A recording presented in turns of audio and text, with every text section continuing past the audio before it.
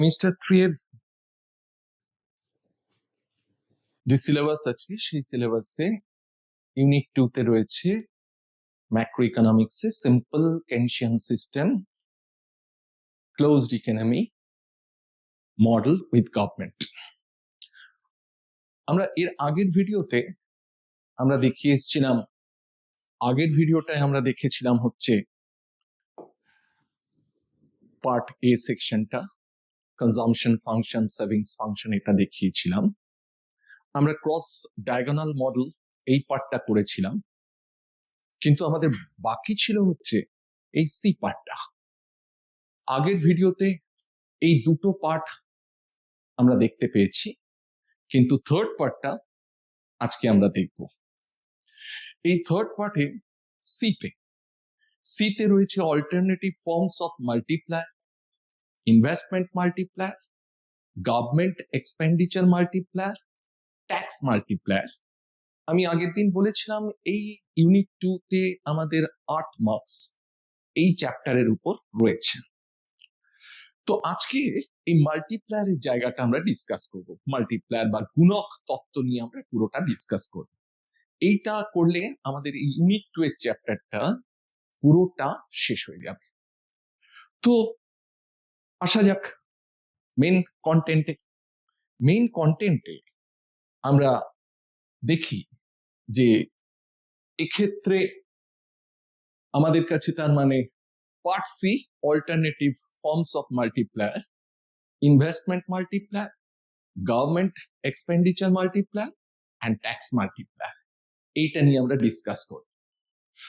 তো মাল্টিপ্লায়ার আসার আগে আমরা ঠিক আগের ভিডিওতে আমরা দেখেছিলাম ইকুইলিব্রিয়ামে আসতে গেলে সেভিংস আর ইনভেস্টমেন্টকে সেম হতে হয়, এবং সেই জায়গায় আমরা আগের ভিডিওটায় রেখেছিলাম হচ্ছে কিভাবে সেভিংস এবং ইনভেস্টমেন্ট ইকুইলিব্রিয়ামে আসে, যেখানে আমরা দেখেছিলাম সেভিংস কার্ভ, যে সেভিংস কার্ভে মার্জিনাল প্রপেনসিটি টু সেভ বা প্রান্তিক সঞ্চয় প্রবণতা, সেই প্রান্তিক সঞ্চয় প্রবণতার মান ছিল 1 এবং 0-এর মধ্যে। তাই সেভিংস কার্ভটা ছিল platter than 45 degree line, 45 degree কোণের তুলনায় কম কোণে আনত। এবং তার সঙ্গে আমরা দেখেছিলাম যখন y is equal to 0, y যখন 0, সেক্ষেত্রে আমরা দেখেছিলাম y যখন 0 সেই জায়গায় আমরা দেখেছিলাম যে ইকুইলিব্রিয়ামে y is equal to c plus s, এবং সেক্ষেত্রে যেটা আমার স্থির ভোগ ব্যয় বা যেটা আমার স্থির সঞ্চয়, সেই স্থির সঞ্চয় ছিল হচ্ছে স্থির ভোগ ব্যয়ের সঙ্গে সমান, কিন্তু এস ড্যাশড ছিল হচ্ছে মাইনাস সি ড্যাশড, অর্থাৎ স্থির সঞ্চয় ইজ ইকুয়াল টু মাইনাস স্থির ভোগ ব্যয়। তাই সেভিংস রেখাটা মাইনাস সি ড্যাশড বা মাইনাস স্থির ভোগ ব্যয় রেখা থেকে শুরু হয়েছিল, এবং এটা ছিল 45 ডিগ্রি কোণের তুলনায় কম কোণে আনত। এবং সেভিংস ফাংশন, সঞ্চয় অপেক্ষক, সঞ্চয় রেখার যে সরলরৈখিক সমীকরণ আমরা নিয়েছিলাম, সেই সঞ্চয় অপেক্ষক বা সঞ্চয় রেখা যে সমীকরণটা ছিল সেটা ছিল এস ইজ ইকুয়াল টু, অর্থাৎ সঞ্চয় ইজ ইকুয়াল টু স্থির সঞ্চয় প্লাস পরিবর্তনশীল সঞ্চয়। এবং এই স্থির সঞ্চয়ের ক্ষেত্রে আমরা বলেছিলাম যে আয় স্তরের পরিবর্তনের সঙ্গে সঙ্গে স্থির সঞ্চয়ের কোনো পরিবর্তন ঘটে না, কিন্তু আয় স্তরের পরিবর্তনের সঙ্গে সঙ্গে পরিবর্তনশীল সঞ্চয়ের পরিবর্তন ঘটে। এবং এই জায়গায় দাঁড়িয়ে বলেছিলাম আয় স্তরের সঙ্গে সঙ্গে পরিবর্তনশীল সঞ্চয়ের পরিবর্তন ঘটছে ঠিক কথাই, কিন্তু যে হারে আয় বাড়ছে সেই হারে সঞ্চয়, পরিবর্তনশীল সঞ্চয়ের পরিবর্তন ঘটছে না। ফলে আমরা এই যে কে এর ভ্যালুটা, বা এটাকে আমরা বলেছিলাম দেখে শিখেছিলাম আগের ভিডিওতে, যে এই কে এর ভ্যালুটা ছিল হচ্ছে, সেটাকে আমরা বলেছিলাম এমপিএস, এবং এর মানটা 1 এবং 0-এর মধ্যে ছিল। তাই সঞ্চয় রেখা 45 ডিগ্রি কোণের তুলনায় কম কোণে আনত ছিল। এখন আমরা এর সঙ্গে বলেছিলাম যে বিনিয়োগটাকে আমরা সহজ অর্থে আমরা বলেছিলাম বিনিয়োগটা স্থির, আয়ের পরিবর্তনের সঙ্গে সঙ্গে বিনিয়োগের কোনো পরিবর্তন ঘটছে না, ফলে স্থির বিনিয়োগ ব্যয় যেটা ছিল সেটা ছিল অনুভূমিক।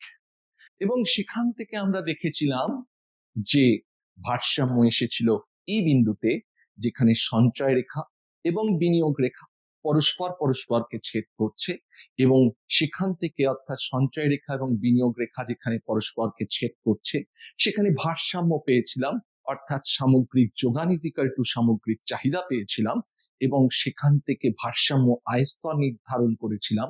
এবং এই ভারসাম্য আয়স্তর বা equilibrium level of income that will be stable and well defined, অর্থাৎ সুস্থিত এবং সুসংগত। তার মানে এটা ছিল আমার ভারসাম্য আয়স্তর। এই ছিল সঞ্চয় বিনিয়োগ সমতা, এটা আমরা আগের দিন দেখে এসেছিলাম অনেকটাই। এরপর আমরা দেখব হচ্ছে এই জায়গা থেকে এর কন্টিনিউশন হিসেবে আজকে নতুন জায়গাটা দেখব, সেটা হচ্ছে মিতব্যয়িতার ধাঁধা বা প্যারাডক্স অফ থ্রিফট। মিতব্যয়িতার ধাঁধা কাকে বলে না, যদি আমরা দেখেছিলাম যে সঞ্চয় আমরা এইভাবে দেখেছিলাম যে সঞ্চয় ছিল হচ্ছে S is equal to S dashed plus KY, এটা পেয়েছিলাম, S dashed plus KY পেয়েছিলাম। এইটা ছিল হচ্ছে আমার স্থির সঞ্চয়, এবং এই স্থির সঞ্চয় যদি বৃদ্ধি পায়, অর্থাৎ বলপূর্বক সঞ্চয়, স্থির সঞ্চয়। একটা এক্সাম্পল, যেমন আমরা যারা অর্গানাইজ সেক্টরে কাজকর্ম করে যে সমস্ত মানুষজন, জনসাধারণ, অর্থাৎ সরকারি ক্ষেত্র বা বেসরকারি ক্ষেত্র, সেটা অর্গানাইজড যদি ক্ষেত্র হয়, অর্থাৎ সেই জায়গায় তারা যে ন্যূনতম বেতন পায় তার একটা অংশ, অর্থাৎ প্রায় 6.25% সরকারের ঘরে তাকে পিএফ হিসেবে ভবিষ্যৎ নিধি প্রকল্পে তাকে জমা রাখতে হয়। এইটা হচ্ছে বলপূর্বক সঞ্চয়, যাতে মুদ্রাস্ফীতিটাকে ঠেকানো যায় তার জন্য। তো সেই জায়গা থেকে ওই বলপূর্বক সঞ্চয় বা স্থির সঞ্চয়, এই স্থির সঞ্চয় যদি বৃদ্ধি পেয়ে এস ড্যাশড বৃদ্ধি পেয়ে এস ডবল ড্যাশড হয়, অর্থাৎ এইটা যদি বৃদ্ধি পায়, এই পার্টটা যদি বৃদ্ধি পায়, এই শুধুমাত্র এটা কিন্তু নয়, KY নয়, অর্থাৎ পরিবর্তনশীল সঞ্চয়ের কথা বলিনি, কিন্তু বলছি হচ্ছে স্থির সঞ্চয়, এটা যদি বৃদ্ধি পায়, যদি স্থির সঞ্চয় বৃদ্ধি পেয়ে এস ডবল ড্যাশড হয়, এস ড্যাশ থেকে, যেখানে এস ডবল ড্যাশড এস ড্যাশের তুলনায় বেশি, তাহলে সেক্ষেত্রে আমরা দেখতে পাবো যে তার মানে যদি এরকম ঘটনা আমরা দেখলাম যে যদি এটা হয়, অর্থাৎ S is equal to S dashed plus KY, এই অবস্থায় S ড্যাশটা বৃদ্ধি পেয়ে S ডবল ড্যাশড হয়েছে, তার মানে S double dashed greater than S dashed. সেক্ষেত্রে আমার প্রথমে সঞ্চয় রেখা ছিল, প্রথম অবস্থায় প্রাথমিক অবস্থায় সঞ্চয় রেখা ছিল S is equal to S dashed plus KY, flatter than 45 degree line, 45 degree কোণের তুলনায় কম কোণে আনত। It starts from যখন Y is equal to 0, আয়স্তর শূন্য, সেই অবস্থায় মাইনাস সি ড্যাশ ছিল হচ্ছে, মাইনাস সি ড্যাশ থেকে এই সঞ্চয় রেখা শুরু হয়েছিল। কেন হয়েছিল সেটা আমরা আগেরটায় বলে এসেছি। এই অবস্থায় যদি স্থির সঞ্চয় বৃদ্ধি পেয়ে এস ডবল ড্যাশ হয়, তার মানে প্রতি একক আয় স্তরে, অর্থাৎ প্রতি একক আয় স্তরে সঞ্চয় বৃদ্ধি পাচ্ছে, মানে এই আয় স্তরে আগে স্থির সঞ্চয় ছিল এটা, এখন স্থির সঞ্চয় বৃদ্ধি পেয়েছে, এস ড্যাশ থেকে এস ডবল ড্যাশ হয়েছে, তাই এটা বৃদ্ধি পেয়ে এখানে যাচ্ছে। যেহেতু এটা নেগেটিভ পার্ট, সমতলে এই অক্ষে এটা নেগেটিভ অংশ, তাই বৃদ্ধি পাচ্ছে মানে এটা উপর দিকে উঠছে। তাই সঞ্চয় রেখা প্রতি একক আয় স্তরে, আগে প্রতি একক আয় স্তরে সঞ্চয় ছিল এইটুকু, কিন্তু এখন এস ড্যাশ বৃদ্ধি পাওয়ার ফলে, অর্থাৎ স্থির সঞ্চয় বৃদ্ধি পাওয়ার ফলে প্রতি একক আয় স্তরে সঞ্চয় কিন্তু আগের তুলনায় প্রতি একক আয় স্তরে সঞ্চয় কিন্তু আগের তুলনায় বৃদ্ধি পেয়েছে। ফলে সঞ্চয় রেখাটা এখন নতুন সঞ্চয়, অর্থাৎ যখন এস ডাবল ড্যাশ হলো, সেই জায়গায় নতুন সঞ্চয়টাকে আমরা এস স্টার দিয়ে নোট করেছি। S star is equal to S double dash plus KY, এবং এই এস ড্যাশের তুলনায় বেশি, তাই ডেফিনেটলি এর মানটার পরিবর্তন ঘটছে। এর মানটার পরিবর্তন ঘটবার ফলে এস এর পরিবর্তন ঘটছে। নতুন এস হচ্ছে সঞ্চয় হচ্ছে এস স্টার দিয়ে ডিনোট করেছি। তাই প্রতি একক আয় স্তরে সঞ্চয় আগের তুলনায় বৃদ্ধি পাচ্ছে, তাই সঞ্চয় রেখা উপর দিকে সমান্তরাল ভাবে স্থানান্তরিত হচ্ছে। নতুন সঞ্চয় রেখা দাঁড়াচ্ছে হচ্ছে S star is equal to S double dash plus K Y.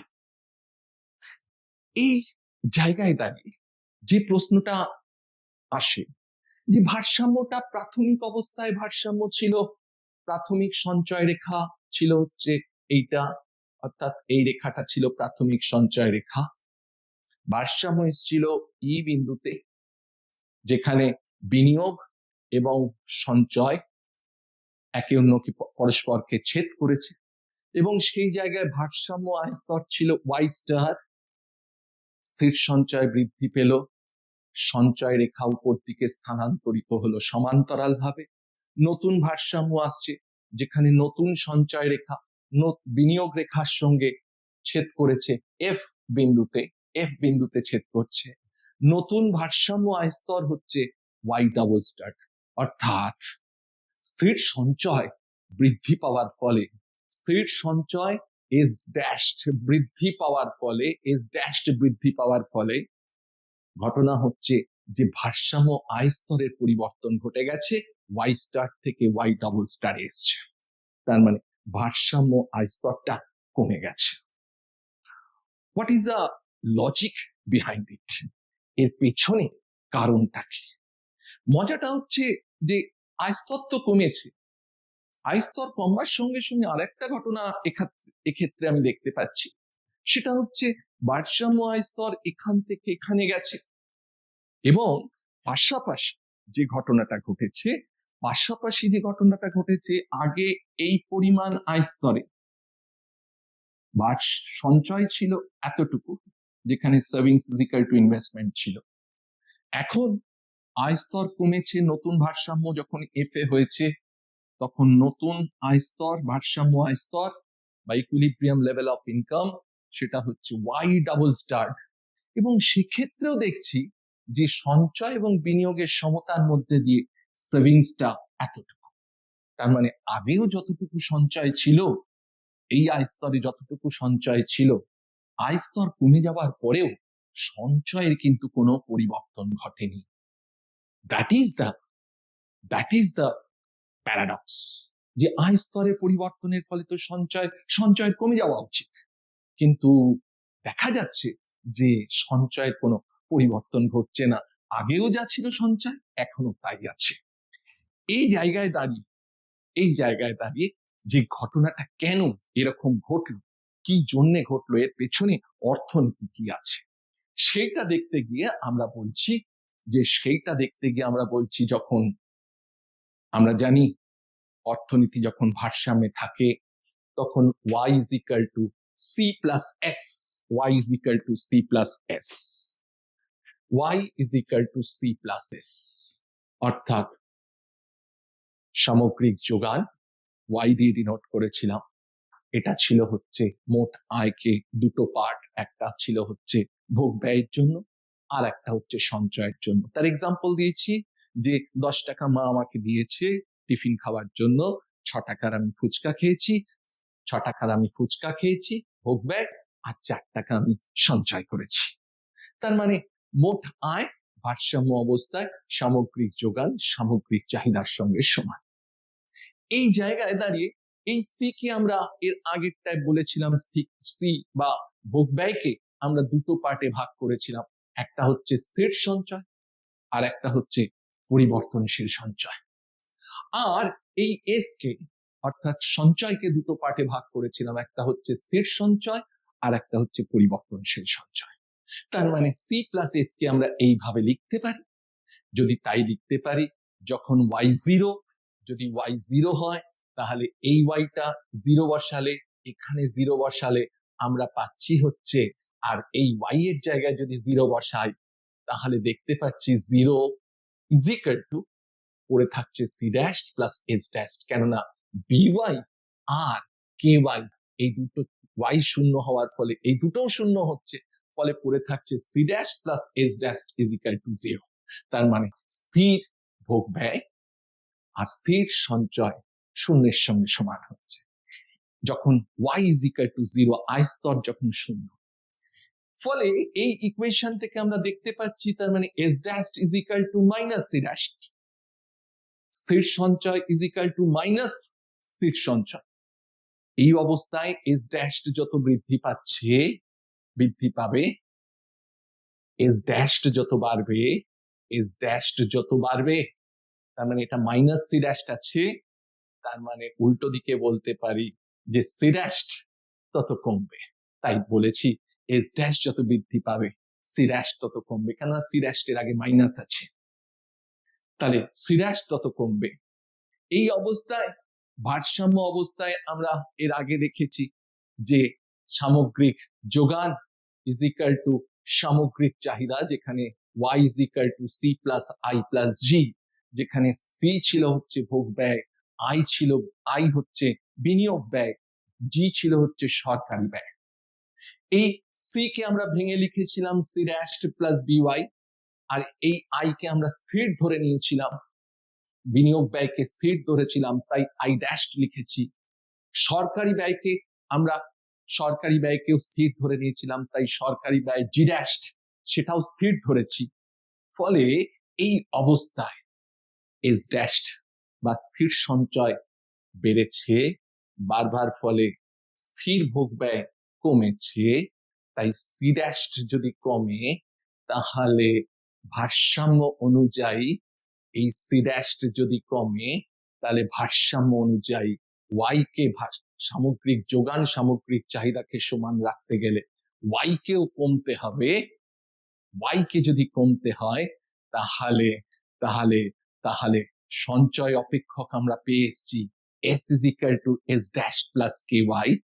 তাহলে ওয়াই যদি কমে তাহলে এই অংশটা পরিবর্তনশীল সঞ্চয় কমবে, কেননা এই পরিবর্তনশীল সঞ্চয় আয় স্তরের উপর নির্ভর করে। তাহলে এই পরিবর্তনশীল সঞ্চয় কমবার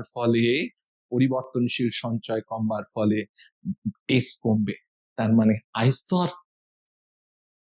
ফলে এস কে প্রথম বাড়িয়েছিলাম, এস ড্যাশ কে বাড়ানোর ফলে মোট সঞ্চয় বেড়েছিল, এস ড্যাশ কে বাড়ানোর ফলে, কেন সঞ্চয় প্রথমে ছিল S dash plus K Y, S dash কমানোর ফলে আমার প্রথমে সঞ্চয় এই পুরোটা কমে গেছিল, এর ফলে পুরোটা কমেছিল, তাই মোট সঞ্চয় কমে গেছিল।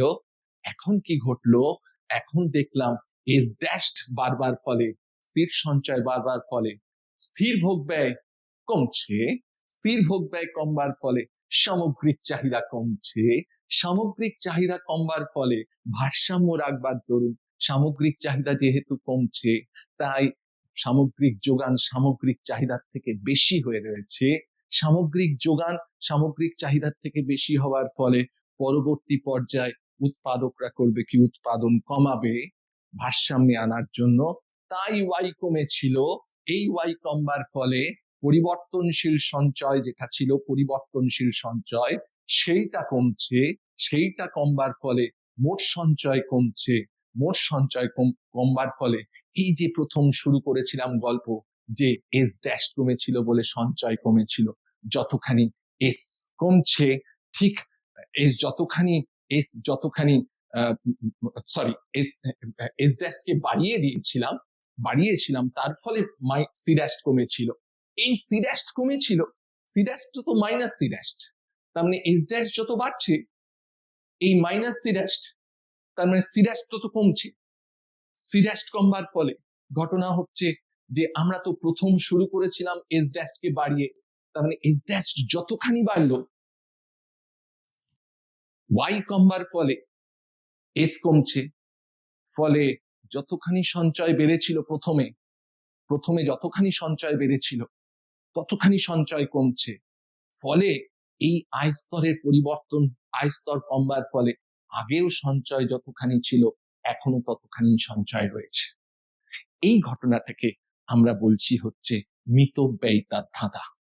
তার মানে মিতব্যয়িতার ধাঁধায় আমরা যে জায়গাটা দেখলাম, মিতব্যয়িতার ধাঁধায় আমরা দেখলাম যে স্থির সঞ্চয়কে বাড়িয়েছিলাম, স্থির সঞ্চয় বাড়ানোর ফলে সঞ্চয় রেখা ওপর দিকে ডান দিকে শিফট করেছিল সমান্তরাল ভাবে। আয় স্তর ভারসাম্য, আয় স্তর ভারসাম্যের পরিবর্তন ঘটেছিল সঞ্চয় বিনিয়োগ সমতার দিক থেকে, ফলে ভারসাম্য আয় স্তর কমে গেছিল। ভারসাম্য আয় স্তর কমে যাওয়ার ফলে আগে যে সঞ্চয় ছিল ভারসাম্য অবস্থায়, এখনো সেই সঞ্চয় এখনো একই আছে, তাই আয় কমবার ফলে সঞ্চয় কমার কথা কিন্তু হলো না, তাই যেটা হওয়া উচিত ছিল সেটা হচ্ছে না, তাই এটাকে আমরা বলছিলাম মিতব্যয়িতার ধাঁধা। এবং এর পেছনে লজিক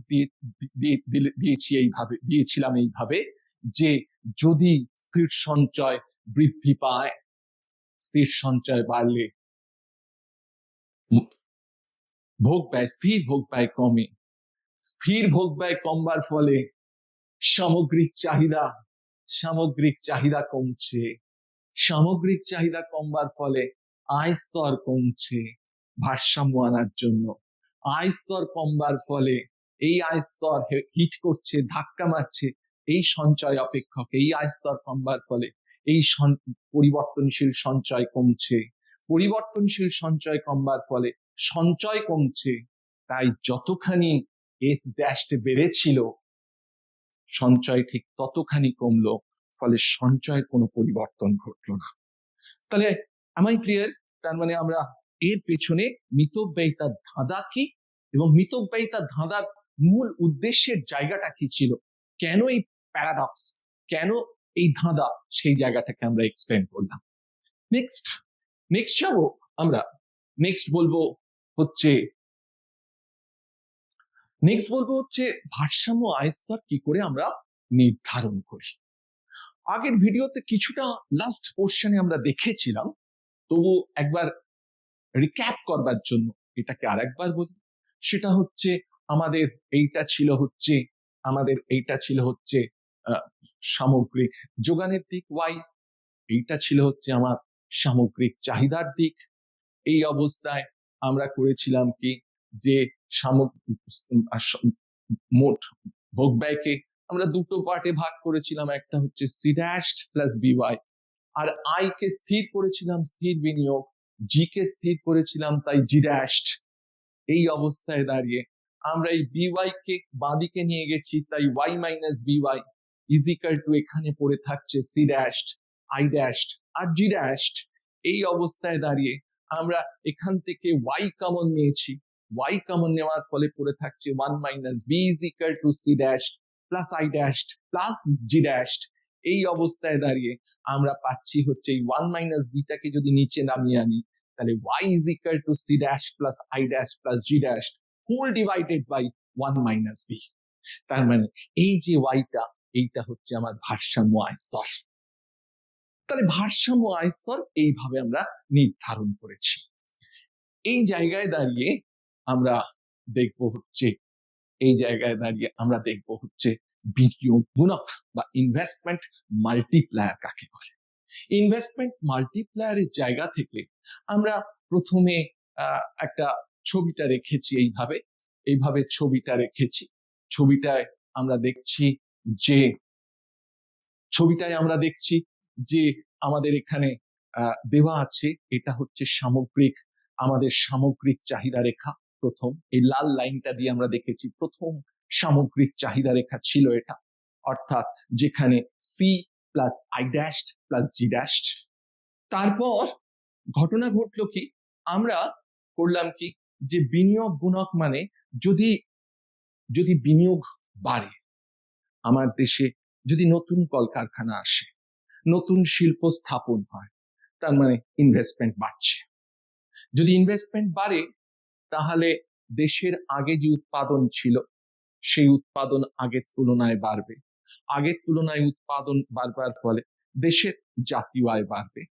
মজার ব্যাপার হচ্ছে বিনিয়োগ যতটুকু করলাম আমার আয় স্তর তার থেকে বেশি গুণে বাড়বে, বেশি গুণে বাড়ছে।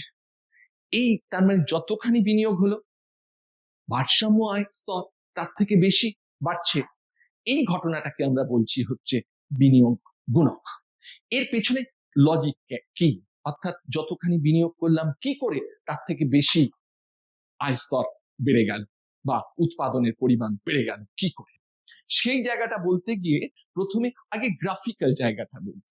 গ্রাফিক্যাল জায়গাতে আমরা দেখতে পাচ্ছি যে এইটা ছিল হচ্ছে আমার সামগ্রিক চাহিদা রেখা প্রথম অবস্থায়, যেখানে যেখানে এটা ছিল হচ্ছে আমার মোট ভোগ ব্যয়, এটা ছিল স্থির বিনিয়োগ ব্যয়, এটা ছিল স্থির সরকারি ব্যয়। এই অবস্থায় আমরা করলাম কি, ভারসাম্য পেয়েছিলাম আমাদের সামগ্রিক যোগান রেখা। আমরা আগের ভিডিওতে দেখিয়ে এসেছি যে সামগ্রিক যোগান রেখা ছিল 45 ডিগ্রি।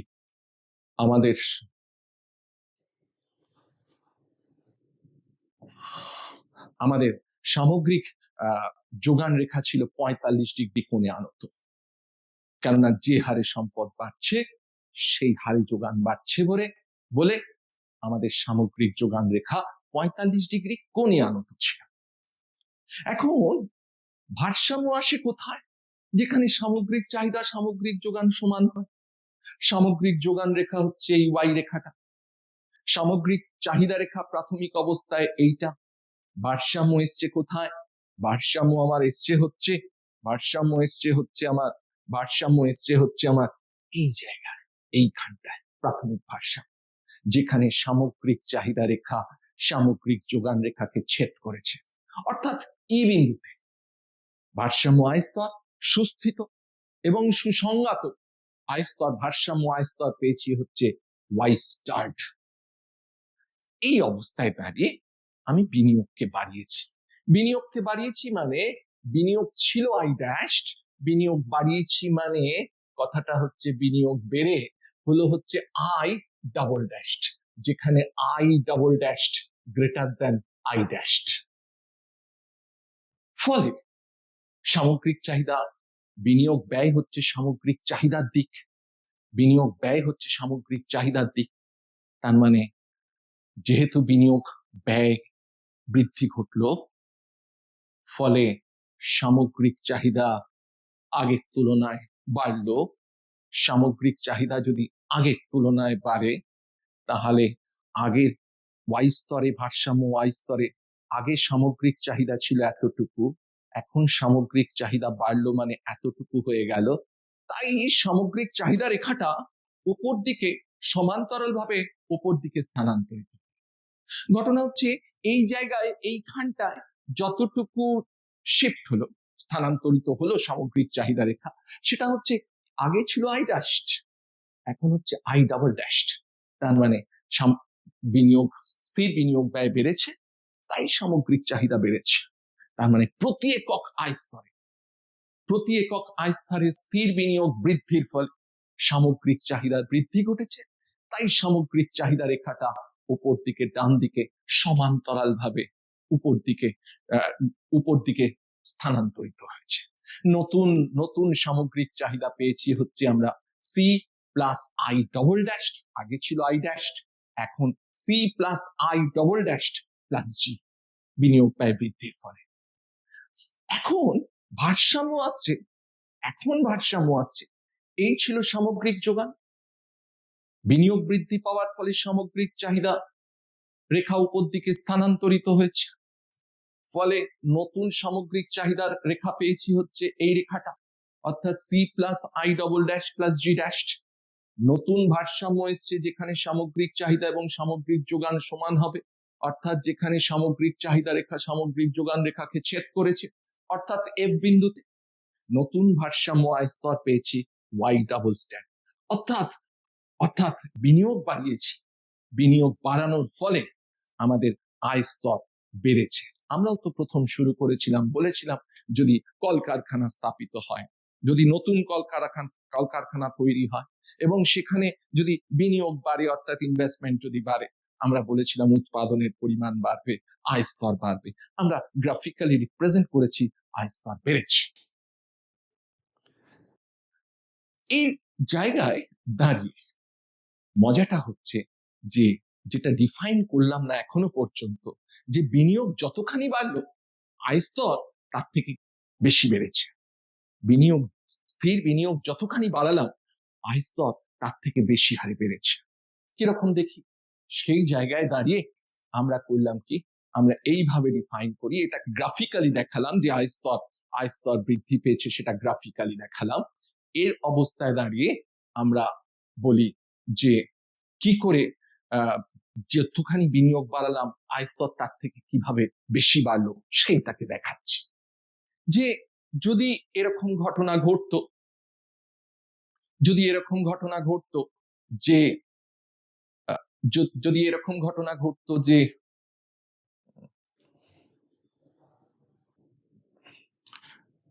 যে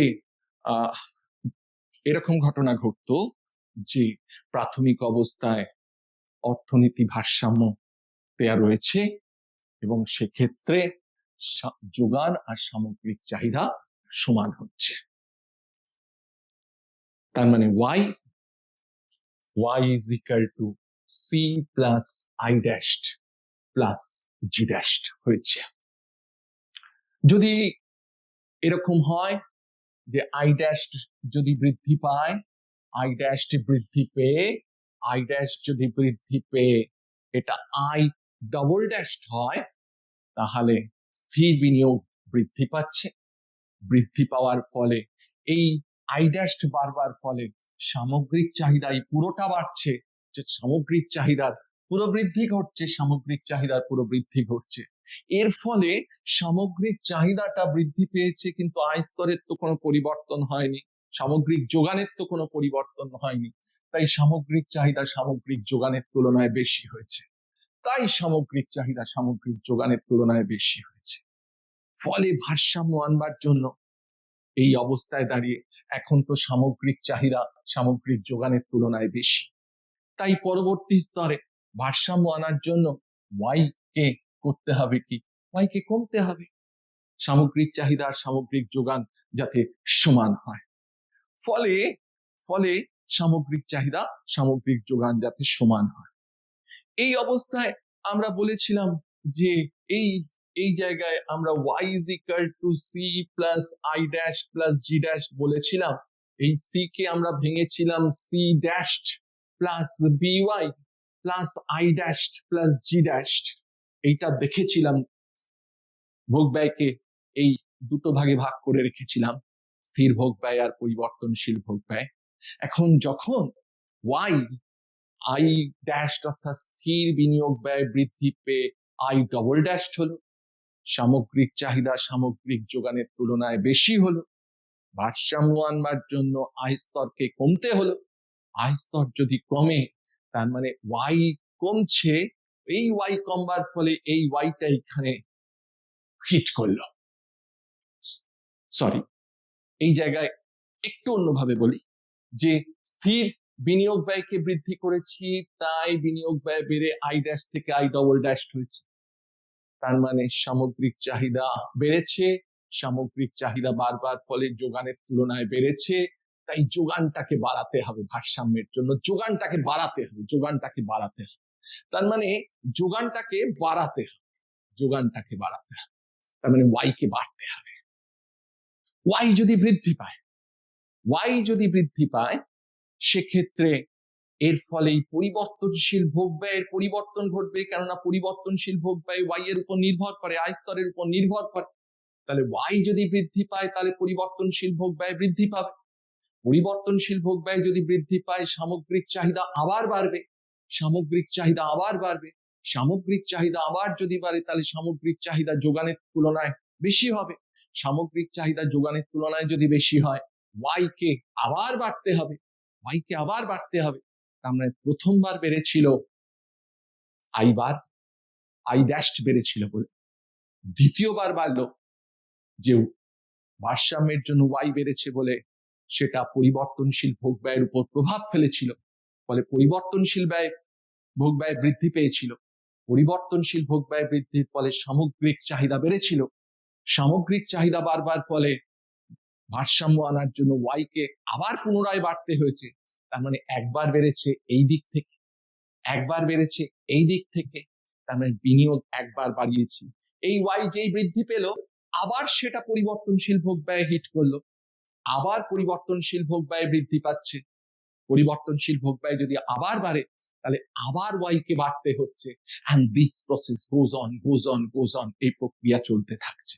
তার মানে বিনিয়োগ একবার করেছি, বিনিয়োগ একবার বৃদ্ধি করেছি, আই ড্যাশকে একবার বৃদ্ধি করে আই ডবল ড্যাশ করেছি, কিন্তু ওয়াই বারে বারে বৃদ্ধি পেতে শুরু করেছে। তার মানে যতখানি বিনিয়োগ বাড়িয়েছি, ভারসাম্য আয় স্তর তার তুলনায় অনেক বেশি বেড়েছে। এই যে ঘটনাটা, এটাকে আমরা বলি হচ্ছে বিনিয়োগ গুণক। ম্যাথামেটিক্যালি আমরা দেখার চেষ্টা করি, আমরা গ্রাফিক্যালি দেখেছি, আমরা ইনটিউশন দিয়েছি, আমরা এবার দেখব হচ্ছে ম্যাথামেটিক্স এর জায়গাটা, যে আমরা দেখেছি যে আমরা সেই ডিডাকশন করেছিলাম যে ভারসাম্য আয় স্তর মানে হচ্ছে, আমার কাছে ভারসাম্য আয় স্তর মানে হচ্ছে y is equal to c dash plus i dash plus g dash whole divided by 1 minus b। এটা আমরা ডিডাক্ট করে এসেছি, কিভাবে পেয়েছিলাম সেটা দেখিয়ে এসেছি এই কিছুক্ষণ আগে। এই জায়গায় যদি স্থির বিনিয়োগ বাড়ে মানে আই ড্যাশ যদি বৃদ্ধি পেয়ে আই ডবল ড্যাশ হয়, সেক্ষেত্রে বিনিয়োগের পরিবর্তনটা আগে ছিল, বিনিয়োগ ছিল 1000 কোটি টাকা, আই ড্যাশ, এখন বিনিয়োগ বাড়িয়ে সেটাকে 2000 বা 3000 কোটি টাকা করেছি। তার মানে আই ড্যাশ ছিল 1000, এখন আই ডবল ড্যাশ হয়েছে 3000। তার মানে বিনিয়োগের পরিবর্তন হয়েছে, অর্থাৎ আই ড্যাশের চেঞ্জ হয়েছে 3000 মাইনাস 1000 মানে 2000, সেটা গ্রেটার দ্যান 0। এই অবস্থায় দাঁড়িয়ে আমরা বলছি যে যদি এই আয় স্তরের পরিবর্তন ঘটবে, কেননা ভারসাম্য আয় স্তরটা নির্ভর করে স্থির ভোগ ব্যয়ের উপর, স্থির বিনিয়োগ ব্যয়ের উপর, স্থির সরকারি ব্যয়ের উপর, এবং শুধু তাই না, এই এমপিসির উপর। বি মানে এমপিসি আমরা দেখেছিলাম, প্রান্তিক ভোগ প্রবণতা, এর উপর নির্ভর করে। তার মানে যদি এদের কোনো একটার পরিবর্তন ঘটে, তাহলে অটোমেটিক্যালি ডান দিকের যদি কোনো একটার পরিবর্তন ঘটে, তাহলে বাঁ দিকটাও পরিবর্তন ঘটবে ভারসাম্যে রাখার জন্য। তো সেই জায়গা থেকে আমরা বলছি যে অর্থাৎ তার মানে ওয়াই এর পরিবর্তন ঘটবে, ভারসাম্য আয় স্তরের পরিবর্তন ঘটবে যদি এর পরিবর্তন ঘটে, যদি স্থির বিনিয়োগ ব্যয়ের পরিবর্তন ঘটে, যদি স্থির সরকারি ব্যয়ের পরিবর্তন ঘটে, বা বি এর পরিবর্তন ঘটে। বি তো আমরা ধরে নিয়েছিলাম, বি কে বলেছিলাম বি হচ্ছে এমপিসি বা প্রান্তিক ভোগ প্রবণতা। এই প্রান্তিক ভোগ প্রবণতার মান 1 এবং 0-এর মধ্যে থাকে, এটা স্থির বলেছিলাম, কেননা আমরা ভোগ ব্যয় অপেক্ষককে সরল রৈখিক ধরেছিলাম, তাই এই বিটা ছিল কনস্ট্যান্ট, তাই বি এর কোনো পরিবর্তন ঘটছে না। যদি এদের কারোর পরিবর্তন ঘটে, অর্থাৎ সি ড্যাশ, আই ড্যাশ বা জি ড্যাশ, এদের কারোর পরিবর্তন ঘটে, তাহলে কিন্তু ওয়াই এরও পরিবর্তন ঘটছে। এই বিনিয়োগ গুণকের ক্ষেত্রে আমি বললাম যে সি ড্যাশের ধরে নিচ্ছি স্থির ভোগ ব্যয়ের কোনো পরিবর্তন ঘটেনি, আমি ধরে নিচ্ছি সরকারি ব্যয়ের কোনো পরিবর্তন ঘটেনি, তাই পরিবর্তন ঘটেনি বলে এরা যা ছিল তাই আছে, স্থির ভোগ ব্যয় যা ছিল তাই আছে, স্থির সরকারি ব্যয় যা ছিল তাই আছে, তাই এদের পরিবর্তনটা 0। শুধুমাত্র পরিবর্তন ঘটিয়েছি কার? শুধুমাত্র পরিবর্তন ঘটিয়েছি ডেল আই ড্যাশের, শুধুমাত্র পরিবর্তন ঘটিয়েছি। এর ফলে দাঁড়াচ্ছে যে এটা 0, এটা 0, তার মানে ডেল ওয়াই করে থাকছে হচ্ছে del Y is equal to del I bar করে থাকছে বাই 1 মাইনাস বি পড়ে থাকছে। তার মানে সেক্ষেত্রে বিনিয়োগ গুণক এই ডেল আই কে যদি এর নিচে নামিয়ে দিই, তার মানে del Y by del I dash is equal to 1 by 1 minus B. এখন প্রশ্ন হচ্ছে যে এই বি এর মান, এইমাত্র আমি বলেছি 1 এবং 0-এর মধ্যে থাকে, এই বি এর মান যদি হাফ হয়, ধরে নি হাফ, তাহলে 1 এবং 0-এর মধ্যে থাকছে প্রান্তিক ভোগ প্রবণতা। যদি হাফ হয়, তাহলে এই বি এর মান যদি হাফ হয়, তাহলে 1 মাইনাস বি, তার মানে 1 minus half is equal to half. তার মানে দাঁড়াচ্ছে হচ্ছে 1 বাই 1 মাইনাস বি, তার মানে এইটা দাঁড়াচ্ছে হচ্ছে 1/1 minus half. This is equal two 1/1 minus half থেকে হাফ বাদ দিলে হাফ, এটা উল্টে গিয়ে 2, and this is greater than 1, একের থেকে বেশি। ও তার মানে বিনিয়োগ গুণক, এই যে বিনিয়োগ গুণক এর মান হচ্ছে একের থেকে বেশি। তার মানে 1/1 মাইনাস বি, এই যে 1/1 মাইনাস বি এর মান একের থেকে বেশি। তার মানে এই কথাটার মানে হচ্ছে যে যতখানি বিনিয়োগ বাড়ানো হচ্ছে আয় স্তর তার থেকে বেশি বৃদ্ধি পাচ্ছে। এই ঘটনাটাকে আমরা বলছি হচ্ছে বিনিয়োগ গুণক। তার মানে বিনিয়োগ গুণককে তিনটে জায়গা থেকে দেখলাম। এক হচ্ছে গ্রাফিক্যাল জায়গা থেকে, তারপর দেখালাম হচ্ছে এর পেছনে অর্থনৈতিক যুক্তি কি আছে, ইকোনমিক লজিক কি আছে, কেন হয়েছে। তারপর দেখলাম ম্যাথামেটিক্যাল ডিডাকশনের মধ্যে দিয়ে যে কেন, কি জন্য এটা একের থেকে বেশি হচ্ছে, অর্থাৎ যতখানি বিনিয়োগ বাড়াচ্ছি ওয়াই বা আয় স্তর কেন তার থেকে বেশি বৃদ্ধি পাচ্ছে। নেক্সট যাব হচ্ছে আমরা যে সরকারি, এরপর আমরা যাব হচ্ছে সরকারি ব্যয় গুণক।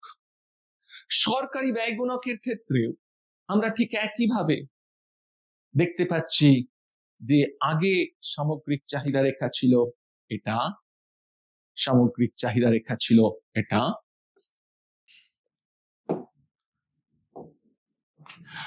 সামগ্রিক চাহিদা রেখা ছিল C plus I dash plus G dash.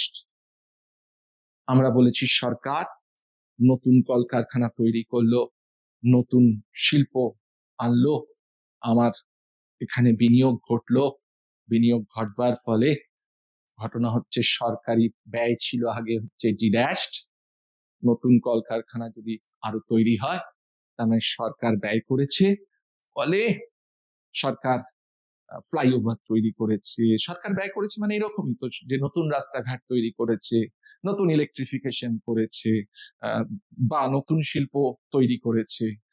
তো এর ফলে আগে সরকারি ব্যয় ছিল হচ্ছে জি ড্যাশ দিয়ে ডিনোট করেছিলাম, এখন সরকারি ব্যয় বৃদ্ধি পেয়েছে, বৃদ্ধি পেয়ে জি ডবল ড্যাশ হয়েছে, তার মানে সরকারি ব্যয় বৃদ্ধি পেয়েছে।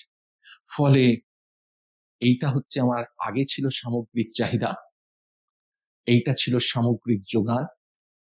আগে ভারসাম্য এসেছিল হচ্ছে আমার যেখানে প্রাথমিক অবস্থায় সামগ্রিক চাহিদা আর সামগ্রিক যোগান ছেদ করেছে এই বিন্দুতে, তাই ভারসাম্য আয় স্তর ছিল হচ্ছে ওয়াই স্টার। এখন যখন জি বৃদ্ধি পেয়েছে, জি ড্যাশ বৃদ্ধি পেল, জি ড্যাশ বৃদ্ধি অর্থাৎ সরকারি ব্যয় বৃদ্ধি পেয়ে জি ডবল ড্যাশ হলো, তার মানে জি ডবল ড্যাশ বৃদ্ধি পাওয়া মানে হচ্ছে এই C plus I dash plus G dash, এটা ছিল সামগ্রিক চাহিদার দিক, এই সামগ্রিক চাহিদাও বৃদ্ধি পেল। সামগ্রিক চাহিদা বৃদ্ধি পাওয়ার ফলে প্রত্যেক ওই ওয়াই স্টার আই স্তরে এখন সামগ্রিক চাহিদা বৃদ্ধি পেল বলে সামগ্রিক চাহিদা রেখাটা উপর দিকে সমান্তরাল ভাবে স্থানান্তরিত হয়েছে। নতুন সামগ্রিক চাহিদা হয়েছে C plus I dash plus G dash. ঘটনা হচ্ছে ভারসাম্য কোথায় আসবে, ভারসাম্য এসছে এই বিন্দুতে, এফ বিন্দুতে, যেখানে সামগ্রিক যোগান এবং নতুন সামগ্রিক চাহিদা পরস্পর ছেদ করেছে এফ বিন্দুতে, এবং নতুন ভারসাম্য আয় স্তর এসছে ওয়াই ডবল স্টার। তার মানে সামগ্রিক চাহিদা, সরকারি ব্যয় বৃদ্ধির ফলে সামগ্রিক চাহিদা বাড়ছে, সামগ্রিক চাহিদা বৃদ্ধির দরুন সামগ্রিক চাহিদা রেখা উপর দিকে সমান্তরাল ভাবে স্থানান্তরিত হয়েছে, ফলে ভারসাম্য আয় স্তরের বৃদ্ধি ঘটেছে। এর পেছনে ইকোনমিক ইনটিউশন কি ছিল, এটা তো ছিল গ্রাফিক্যাল প্রেজেন্টেশন, যে যদি স্থির সরকারি ব্যয় বৃদ্ধি পায় তাহলে ভারসাম্য আয় স্তর বাড়ে, এটা গ্রাফিক্যাল রিপ্রেজেন্টেশন, জ্যামিতিক উপস্থাপনা দিয়েছে। এর পেছনে অর্থনীতি কি রয়েছে, অর্থনীতির জায়গাটা কি, অর্থনীতির জায়গাটা হচ্ছে আমরা দেখেছিলাম Y is equal to C plus I dash plus G dash ভারসাম্য অবস্থায়। এই অবস্থায় জি ড্যাশ যদি বৃদ্ধি পায়, জি ড্যাশ বৃদ্ধি পাওয়ার ফলে C plus I plus G dash, এই পুরোটা অর্থাৎ এই সামগ্রিক চাহিদাটা পুরোটা বাড়বে। সামগ্রিক চাহিদা, তার মানে সামগ্রিক চাহিদাটা অর্থাৎ ডিমান্ডটা সাপ্লাই এর থেকে অর্থাৎ সামগ্রিক যোগানের থেকে বৃদ্ধি পেয়ে যাবে, অর্থাৎ সামগ্রিক যোগানটাকে তো আমরা ওয়াই বলেছিলাম। তাই ভারসাম্য আনার জন্য demand is equal to supply করতে হবে, সামগ্রিক চাহিদা সামগ্রিক যোগানের সঙ্গে সমান করতে হবে। তাই ভারসাম্য আনার জন্য আমাকে পরবর্তী পর্যায়ে উৎপাদন বৃদ্ধি পাবে, তাই ওয়াই বৃদ্ধি পাচ্ছে, তাই এখানে ওয়াই বৃদ্ধি পেয়েছে। শেষ হয় এখানে নেক্সট ইনটিউশনের জায়গাটা হচ্ছে, তার মানে এই ইনটিউশনের জায়গা থেকে আমরা বললাম যে economic, what is the economics behind it, এর পেছনে কি আছে, অর্থনীতি কি আছে, সেই জায়গাটাকে এক্সপ্লেন করেছি।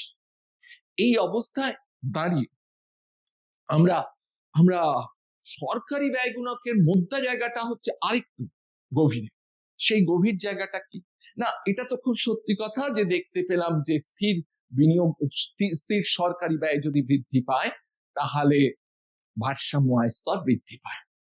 কিন্তু এখানেই শেষ নয়, এখানে বলবো যতখানি স্থির সরকারি ব্যয় বাড়লো ভারসাম্য আয় স্তর তার থেকে বেশি বৃদ্ধি পেয়েছে।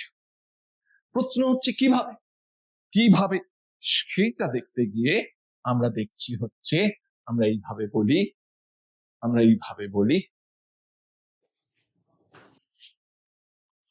আমি এটাকে এক্সপ্লেন করেছি এখানে, যা যা এখানে বলেছি আমি সেটাকে এক্সপ্লেন করে গেছি এখানে।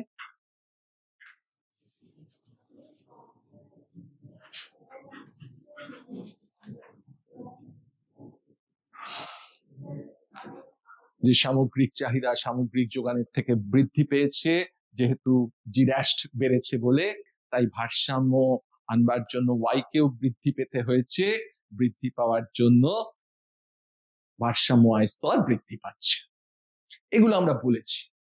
এবং এই জায়গায় দাঁড়িয়ে ঠিক একইভাবে আমরা ভারসাম্য আয় স্তরকে পেয়েছিলাম, ভারসাম্য আয় স্তরকে এইভাবে পেয়েছিলাম।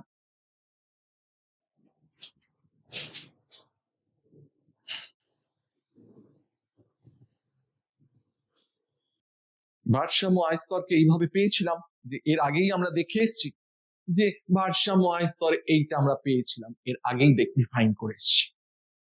সেই জায়গা থেকে আমরা বলেছিলাম ভাই জি ড্যাশ কে বাড়াও, জি ড্যাশ যদি বাড়ে তার মানে স্থির সরকারি ব্যয়কে বৃদ্ধি করেছি, স্থির সরকারি ব্যয় যদি বৃদ্ধি হয় তাহলে জি ব্যারের পরিবর্তন, জি ড্যাশের পরিবর্তন হয়েছে del G dash greater than zero. আগে জি ড্যাশ ছিল হচ্ছে 1000 টাকা, এখন জি ডাবল ড্যাশ হয়েছে 5000 টাকা, তার মানে জি ড্যাশের পরিবর্তন হয়েছে, জি ড্যাশের পরিবর্তন হয়েছে 5000 মাইনাস 1000 4000 টাকা, ও তার মানে ডেল জি ড্যাশ হচ্ছে গ্রেটার দ্যান জিরো, তাই del G dash greater than zero লিখেছিলাম।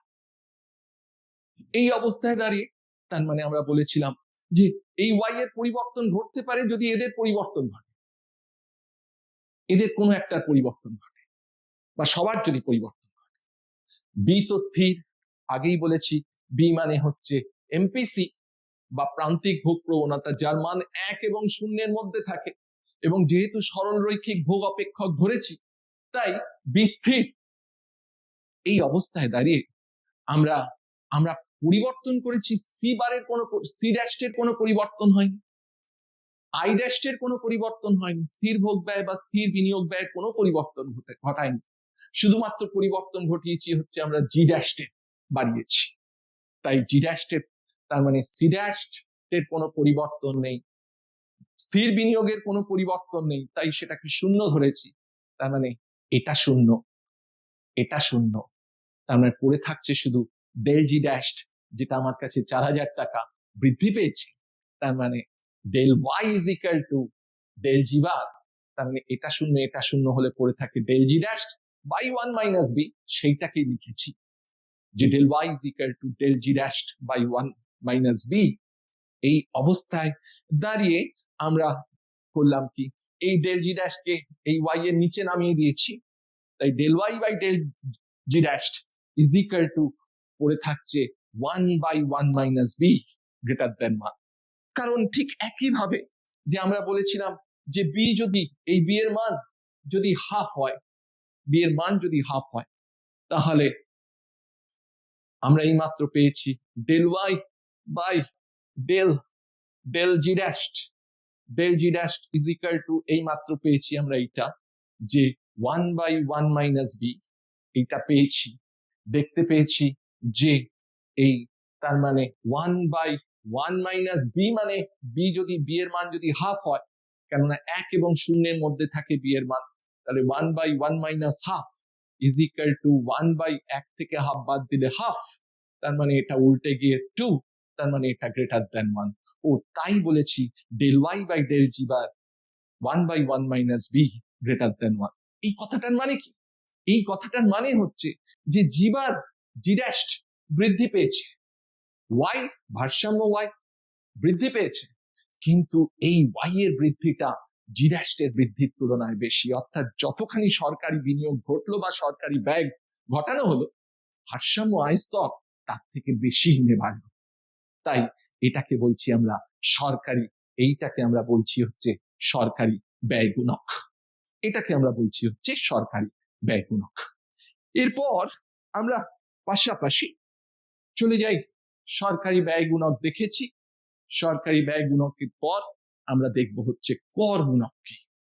কর গুণক মানে হচ্ছে ডেফিনেটলি আমরা বুঝতে পারছি যে কর গুণকের জায়গাটা হচ্ছে, যে কর গুণকের জায়গাটা হচ্ছে যে ঠিক একইভাবে বলি যে কর গুণকের জায়গাটা হচ্ছে ঠিক একইভাবে যে আমাদের কাছে ভারসাম্য ছিল, যখন ভারসাম্য সমীকরণ ছিল হচ্ছে y is equal to c plus i dash plus g dashed।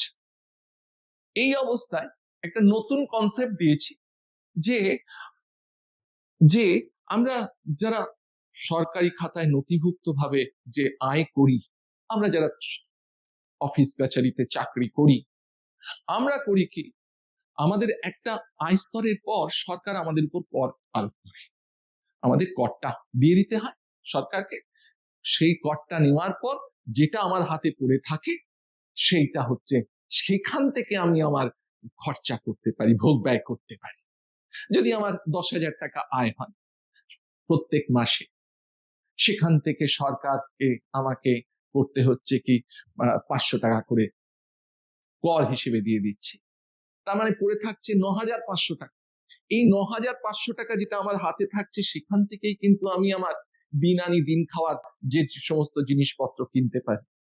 তার মানে অ্যাকচুয়ালি 10,000 টাকা মাইনে হলেও সরকার কর কেটে নেওয়ার পর যে টাকাটা থাকে সেখান থেকেই আমি ব্যয় করতে পারি।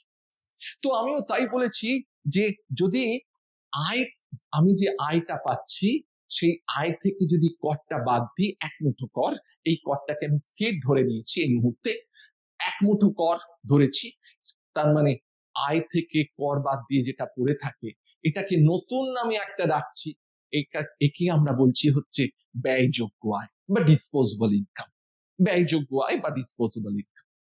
এখন আমরা জানি যে ভারসাম্য প্রত্যেকটা ক্ষেত্রে দেখেছি অর্থনীতিতে ভারসাম্য আসবে যেখানে সামগ্রিক যোগান আর কার্যকরী চাহিদা সমান হবে।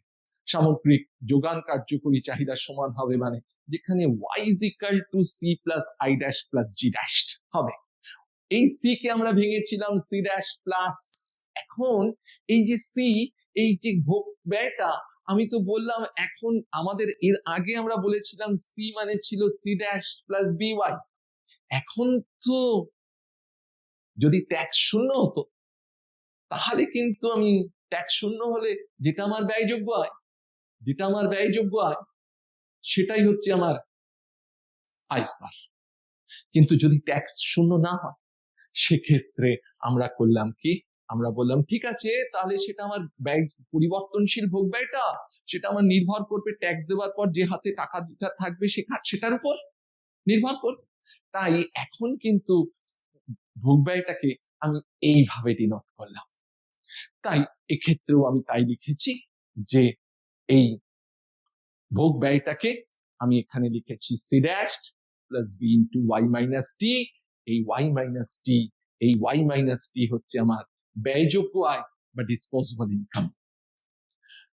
এরপর তো স্থির বিনিয়োগ ব্যয় যেমন ছিল রেখেছি, স্থির সরকারি ব্যয় যেমন ছিল রেখেছি। এবার এখান থেকে আমরা করলাম কি, আমরা সমীকরণে বিওয়াই মাইনাস বিটি, এই বিওয়াইটাকে এদিকে নিয়ে গেছি, ওয়াই মাইনাস বিওয়াই, পড়ে থাকছে C dash plus I dash plus G dash, আর মাইনাস বিটিটা এখানে পড়ে থাকছে, ওয়াই কমন নিয়েছি, ওয়ান মাইনাস বি, এটা যা ছিল তাই পড়ে আছে, কোনো চেঞ্জ হয়নি এখানে।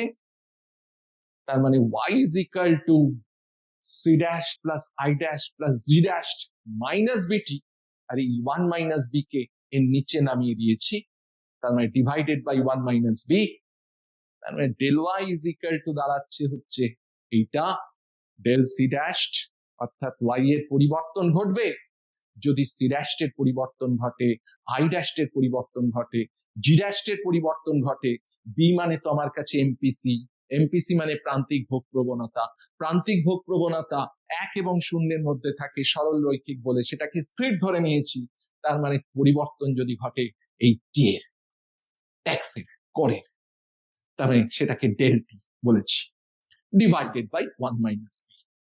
যদি স্থির ভোগ ব্যয় এর কোনো পরিবর্তন না ঘটে, স্থির বিনিয়োগ ব্যয় এর কোনো পরিবর্তন না ঘটে, স্থির সরকারি ব্যয় এর কোনো পরিবর্তন না ঘটে, আমি শুধু পরিবর্তনটা নিয়েছি হচ্ছে করের যদি পরিবর্তন ঘটে, যদি করের পরিবর্তন ঘটে অর্থাৎ ডেলটি যদি গ্রেটার দ্যান 0 হয়, সেক্ষেত্রে এটা শূন্য, এটা শূন্য, এটা শূন্য, শুধুমাত্র পড়ে থাকছে এই অংশটা, অর্থাৎ অর্থাৎ এখানে পড়ে থাকছে মাইনাস, সরি এটা প্লাস নয়, এটা minus B del T by 1 minus B, B minus, তার মানে পড়ে থাকছে minus B del T by 1 minus B, এইটা পড়ে থাকছে, তার মানে এই এই ডেলটিটাকে যদি নিচে নিয়ে যাই তাহলে পড়ে থাকে del Y by del T is equal to minus B by 1 minus B, তার মানে মাইনাস রয়েছে,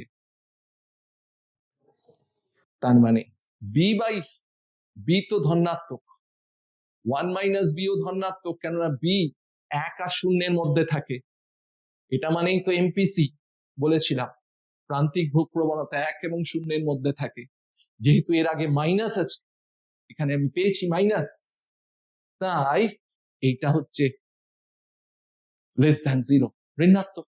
এই কথাটা মানে কি, তার মানে এই কথাটার মানে হচ্ছে ও ট্যাক্স যদি বাড়ে তার মানে আয় স্তর কমবে, কর যদি বাড়ে আয় স্তর কমবে, এবং এক একক কর হারের, করের পরিবর্তনের ফলে আয়ের যে পরিবর্তন ঘটছে, অর্থাৎ ডেল ওয়াই বাই ডেলটি কথাটার মানে হচ্ছে এক একক করের পরিবর্তনের ফলে আয় স্তরের যে পরিবর্তন ঘটছে তার মান হচ্ছে minus B by 1 minus B less than 0, তার মানে ট্যাক্স বাড়লে আয় স্তর কমছে।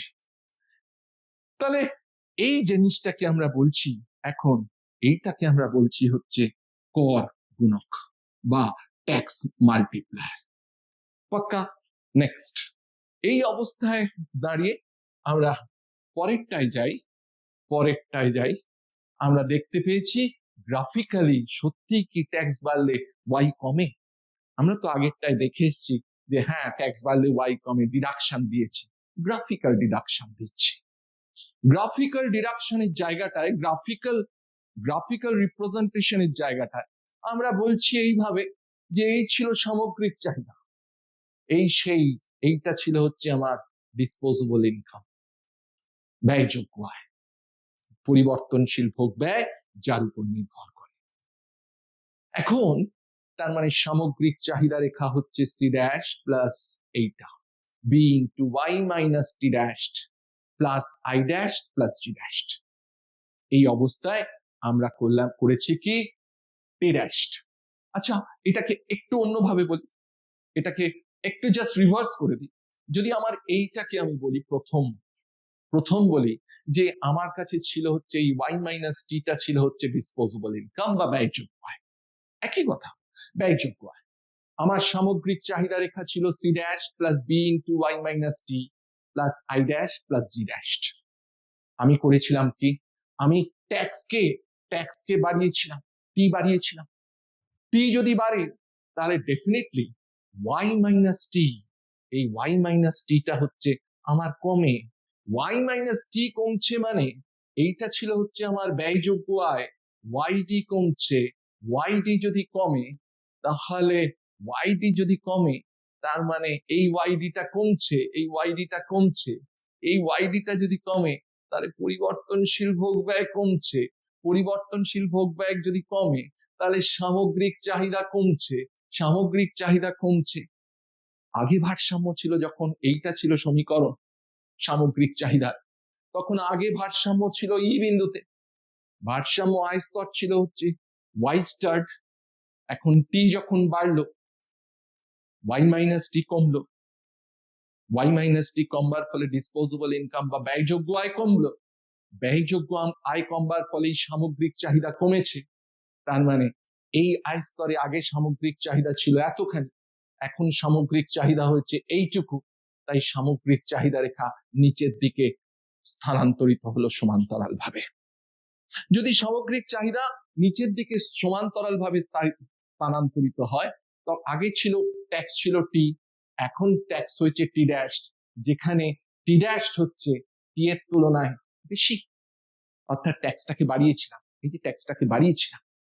তার মানে সামগ্রিক চাহিদা প্রতি একক আয় স্তরে সামগ্রিক চাহিদা আগের তুলনায় কমছে, তাই সামগ্রিক চাহিদা রেখাটা নিচের দিকে সমান্তরাল ভাবে স্থানান্তরিত হচ্ছে।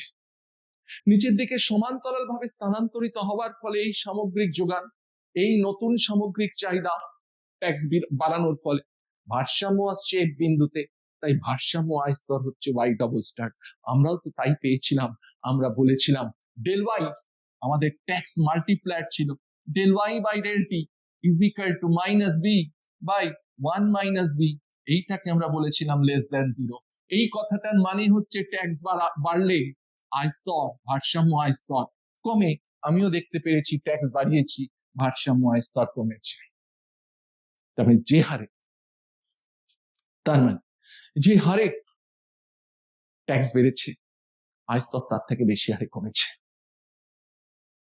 একে আমরা বলেছিলাম হচ্ছে, একে আমরা বলেছিলাম ঠিক আগেরটাই আমরা বলে এসেছিলাম একে কর গুণক।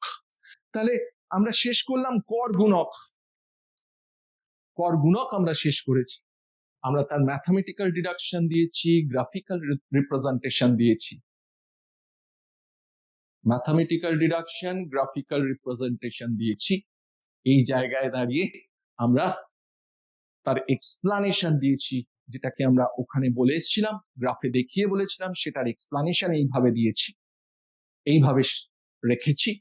রাখার পর আমরা এরপর দেখব হচ্ছে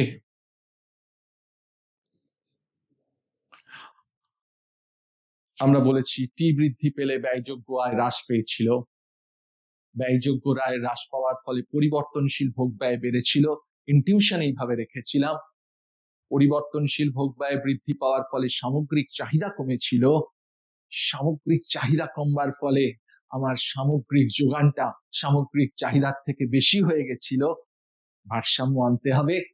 তাই ভারসাম্য আনবার জন্য আমাকে অর্থনীতিতে অতিরিক্ত যোগানের সৃষ্টি হয়েছে, এই অতিরিক্ত যোগানের সৃষ্টির জন্য আমাকে করতে হবে কি, পরবর্তী পর্যায়ে উৎপাদকরা যোগানের পরিমাণ কমাবে যাতে যোগান আর সামগ্রিক চাহিদা, সামগ্রিক যোগান আর সামগ্রিক চাহিদা সমান হয়, তবেই ভারসাম্য আসবে। তাই যোগান কমাতে হবে, যোগান, তার ফলে যোগান যদি কমে তার মানে ওয়াই কমবে, ফলে পুনরায় ব্যয়যোগ্য আয় কমবে, পুনরায় ব্যয়যোগ্য আয় যদি কমে তাহলে আবার ওয়াই এর উপর নির্ভর করছে হচ্ছে ওই যে সেই আমরা বলেছিলাম যে পরিবর্তনশীল ভোগ ব্যয় নির্ভর করে ডিসপোজেবল ইনকামের উপর, ওয়াই যদি কমে তাহলে ওয়াই মাইনাস টি আবার কমবে, ওয়াই মাইনাস টি যদি আবার কমে তাহলে সেক্ষেত্রে আমরা দেখতে পাচ্ছি যে এই জায়গা থেকে একবার এইভাবে এক্সপ্লেন করে দিই। তার মানে সামগ্রিক, তার মানে আমরা দেখেছিলাম টি বেড়েছে, টি বারবার ফলে ওয়াই মাইনাস টি সেটা ব্যয়যোগ্য আয় ডিসপোজেবল ইনকাম সেটা কমেছে, এটা কমবার ফলে আমরা বলেছিলাম তার মানে C is equal to C dash plus B into Y D যেহেতু কমেছে তাই বিওয়াইডি কমেছে, বিওয়াইডি কমবার ফলে সি ড্যাশ প্লাস বিওয়াইডি কমেছে, তাই সি কমেছে।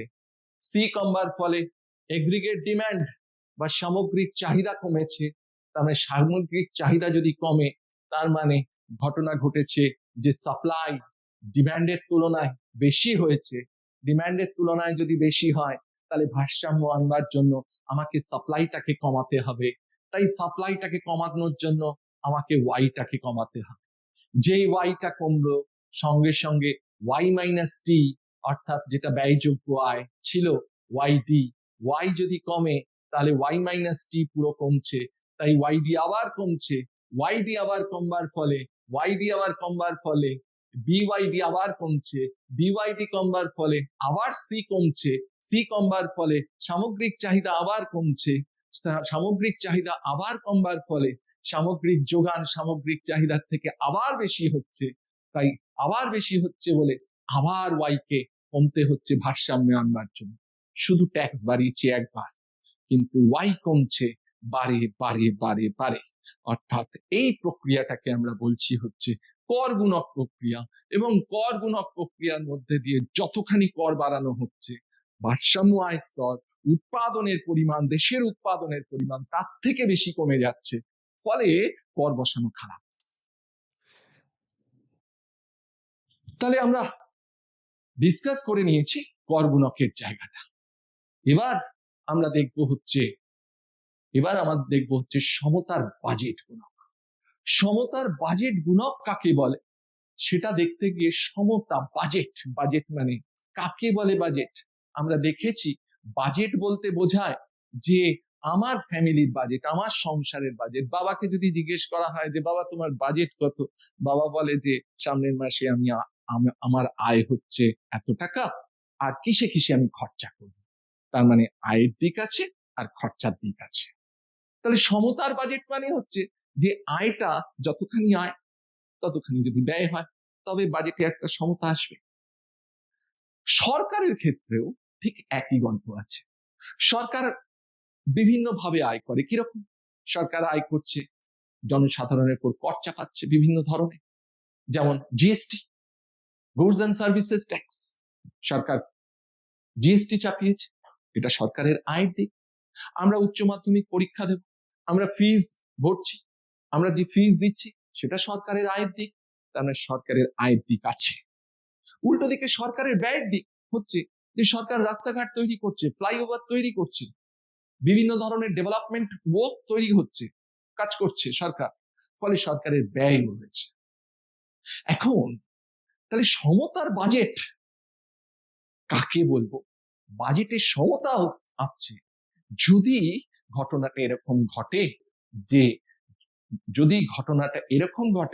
যে বেরিয়ে গেল, যদি এরকম ঘটে যে যদি সরকারের আয়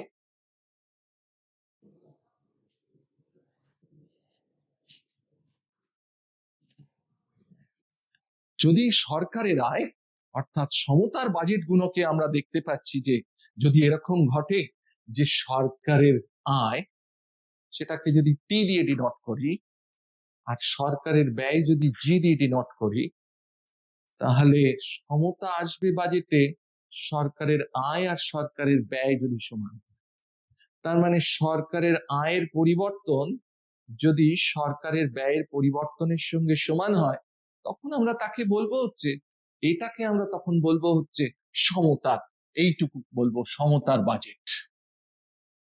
এখন এই জায়গায় দাঁড়িয়ে আমরা দেখবো সমতার বাজেট গুণকটা কি, অর্থাৎ বাজেটে যদি সমতা আসে তার সমতার বাজেট গুণক কাকে বলছি।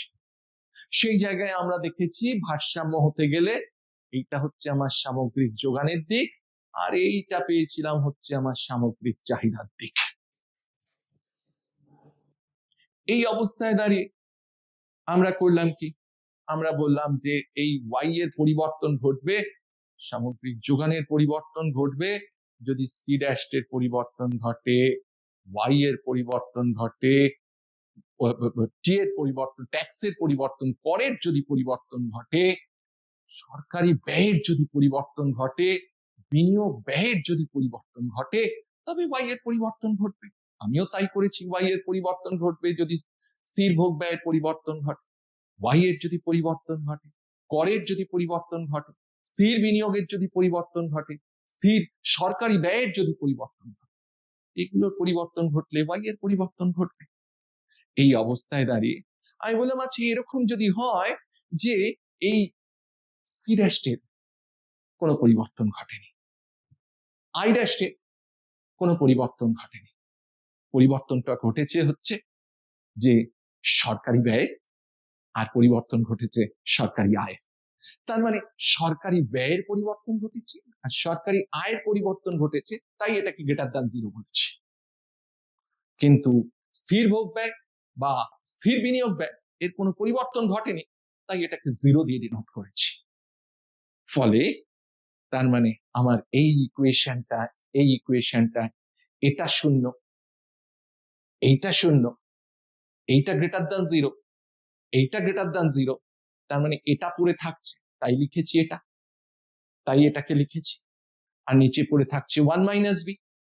এখন সেই জায়গায় দাঁড়িয়ে আমরা যেহেতু বলেছি সমতার বাজেট মানে যতখানি ট্যাক্স বাড়ালাম ততখানি সরকারি ব্যয়ের পরিবর্তন ঘটলো, তাই এই টি এর জায়গায় ডেল টি এর জায়গায় যদি ডেল জি বার বসাই, যেটা আমরা বলেছিলাম সমতার বাজেট রয়েছে, তাহলে del G dash minus B del G dash, del T এর জায়গায় ডেল জি ড্যাশ বসিয়েছি, এখান থেকে ওয়ান মাইনাস বি কমন নিয়েছি, এটা ক্যান্সেল আউট, ক্যান্সেল আউট যদি হয় তাহলে আমরা পাচ্ছি হচ্ছে del Y by del G bar, del Y by del G bar বা del Y by del G dash is equal to 1। এই কথাটার মানে হচ্ছে, এই কথাটার মানে হচ্ছে যে জি সরকারি ব্যয়ে যতখানি পরিবর্তন ঘটলো ওয়াই এর ঠিক ততখানি পরিবর্তন ঘটেছে। তার মানে যতখানি সরকারি সমতার বাজেট গুণক, এইটাকে আমরা বলতে শিখছি হচ্ছে সমতার বাজেট গুণক। তার মানে সমতার বাজেট গুণক হচ্ছে একের সঙ্গে সমান। তাহলে সমতার বাজেট গুণক গেল। এরপর আমরা মোটামুটি এই চ্যাপ্টারটা শেষ জায়গায় চলে এসেছি। আমরা কিছু এখান থেকে এই পুরো চ্যাপ্টারটাকে আমরা শেষ করেছি, মাল্টিপ্লায়ারের চ্যাপ্টারটা। এই জায়গা থেকে আমরা কিছু কোশ্চেন ডিসকাস করব। সেই কোশ্চেন ডিসকাশনের জায়গাটায় আমি কতগুলো স্পেসিমেন কোশ্চেন্স রেখেছি এবং সেগুলোকে আমরা এক এক করে ডিসকাশন করলে আমার মনে হয় আমরা আরো বেশি কনসেপচুয়ালি বুঝতে পারবো। সেটা হচ্ছে একটা কোশ্চেন আছে এপিসি প্লাস এপিএস সর্বদাই একের সঙ্গে সমান, অল্টারনেটিভ আনসার। একটা হচ্ছে নির্ভর করে মানের উপর, নির্ভর করে অবস্থার পরিপ্রেক্ষিতে, অথবা এটা যে একের সঙ্গে সমান সেটা ভুল না সত্য। আমরা এই রকম পেয়েছিলাম, আমরা আমার যে ভিডিও লেকচারটা আমরা দিয়েছি বা করেছি আমি, সেই জায়গায় আমরা রেখেছিলাম y is equal to c plus s, both side divided by y is equal to c plus s by y, therefore 1 is equal to c by y plus s by y, this is equal to, therefore 1 is equal to c by y মানে হচ্ছে এটাকে আমরা বলতে শিখেছিলাম গড় ভোগ প্রবণতা বা এপিসি, আর এস বাই ওয়াই এটাকে বলতে শিখেছিলাম গড় সঞ্চয় প্রবণতা। তাহলে APC plus APS is equal to 1, therefore the answer should be সত্য, যে এপিসি প্লাস এপিএস সর্বদাই একের সঙ্গে সমান, সত্য। This is first questions. কিভাবে আমরা সলভ করলাম সেটা আমরা দেখলাম। নেক্সট দেখব, নেক্সট বলি, এক্ষেত্রে বলেছি যখন এমপিসি 0.5 তখন এমপিএস এর মান কত। আমরা পড়তে গিয়ে দেখে এসেছি MPC plus amps is equal to 1 দেখেছি। যদি এমপিসি এর মান 0.5 হয়, দেওয়া আছে এমপিসি এর মান 0.5, তার মানে 0.5 plus amps is equal to 1, therefore MPS is equal to 1 minus 0.5 and this is equal to 0.5, and therefore MPS এর মান হচ্ছে, এখানে একটা অপশন ভুল আছে, এটা হবে 0.5, বি এর আনসারটা হচ্ছে 0.5, তার মানে আমি দেখতে পাচ্ছি আমার আনসারটা হচ্ছে 0.5, তার মানে আনসারটা হবে বি। 0.5। নেক্সট কোশ্চেনে যাই। নেক্সট কোশ্চেনে আর একটা কোশ্চেন নেই। যদি প্রাথমিক বিনিয়োগ এখানে আমার রয়েছে, যদি প্রাথমিক বিনিয়োগ 1000 টাকা বৃদ্ধি পায়, প্রাথমিক বিনিয়োগ বৃদ্ধি পাচ্ছে, তার মানে আই ড্যাশড বৃদ্ধি পাচ্ছে কত টাকা? 1000 টাকা। তার মানে ডেল আই ড্যাশড বিনিয়োগের বৃদ্ধি ঘটেছে 1000 টাকা। যদি হয় এমপিসি মানে হচ্ছে this is equal to B, এর মান বলে দিয়েছে 0.8। বলেছে ভারসাম্য আয় স্তরের কি পরিবর্তন করবে। আমরা ইনভেস্টমেন্ট মাল্টিপ্লায়ার বা বিনিয়োগ গুণক দেখেছি। সেই বিনিয়োগ গুণকে দেখেছি, বিনিয়োগ গুণক হচ্ছে del Y by del I bar. আমরা ফর্মুলা পেয়েছি 1/1 মাইনাস বি, তার মানে 1/1 মাইনাস এমপিসি, তার মানে del Y is equal to, এটাকে ক্রস মাল্টিপ্লাই করলাম, del I bar by 1 minus MPC, 1 minus MPC, del I bar বলে দিয়েছে 1000, আর 1 মাইনাস এমপিসি বলেছে হচ্ছে, এমপিসি এর ভ্যালু দিয়ে দিয়েছে 0.8, তার মানে 1000 ইনটু 1000 বাই 1 মাইনাস 0.8 মানে 0.2, this is equal two 1000 into এটা, তার মানে 2/10, উল্টে গিয়ে 10/2, এটা 5, তার মানে দাঁড়াচ্ছে হচ্ছে 5000, তার মানে 5000, তার মানে ভারসাম্য আয় স্তরের পরিবর্তন, এই ভারসাম্য আয় স্তরের পরিবর্তন হচ্ছে 5000। তাহলে এইভাবে আমাদের ক্যালকুলেশনস গুলো কিন্তু করতে হবে। নেক্সট একটা কোশ্চেনে যাই, আর একটা কোশ্চেন, কিছু স্পেসিমেন কোশ্চেন্স যাচ্ছে। বলছে যদি স্থির বিনিয়োগ ব্যয় এটা 800 কোটি টাকা, স্থির বিনিয়োগ ব্যয় মানে হচ্ছে আই ড্যাশড স্থির বিনিয়োগ ব্যয়, আই ড্যাশড এটা বলেছে 800 টাকা, 800 কোটি ডলার, এবং ভোগ অপেক্ষক বলে দিয়েছে C is equal to 80 plus 0.75 Y. তবে ভারসাম্য আয় স্তরের পরিমাণ কত, কি করে বার করব? তাই ভারসাম্য আয় স্তর আমরা ফর্মুলা রেখেছিলাম এইভাবে, ভারসাম্য আয় স্তর ছিল C dashed plus I dashed plus G dashed by 1 minus B.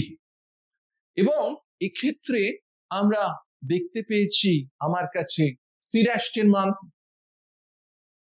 Dashed, তার মানে সি মানে হচ্ছে 80 প্লাস 0.5, তার মানে সি ড্যাশড এর মান 80 দেওয়া আছে, বসাতে পারবো। স্থির বিনিয়োগ ব্যয় আই ড্যাশড দেওয়া আছে 800 কোটি টাকা, বসাতে পারবো।